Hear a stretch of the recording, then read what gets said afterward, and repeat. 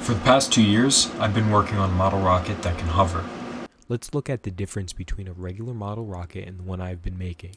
First, typical model rockets use fins to stabilize, but I'll be changing the angle of the two engines to apply a torque force, rotating the rocket. This is called thrust vector control, or TVC. It's used in almost all large-scale rockets. Second, what makes my rocket unique among TVC rockets is its ability to throttle despite using solid rocket engines with unchangeable thrust. By vectoring the engines apart, I can reduce the total downward thrust. This lends itself perfectly to trying to land and eventually hover the rocket. But all that takes is some CAD work for the parts, designing the computer to carry out the calculations, and everybody's favorite, code. Not quite. It took me over 7 tries to get the design for the TVC mount, the part responsible for moving the engines around, just right. But you should see the flight computer.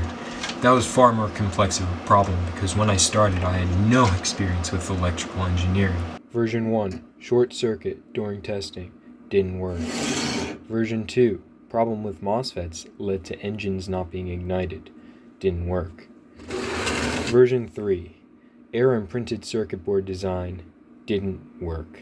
But this one does work, or at least it did, until I fried it last night.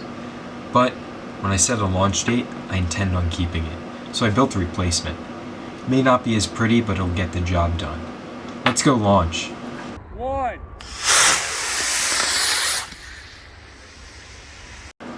That was pretty awesome, but it seemed like we have a bit of an issue with the reactivity of the control system. It wasn't reacting as much as it should have been.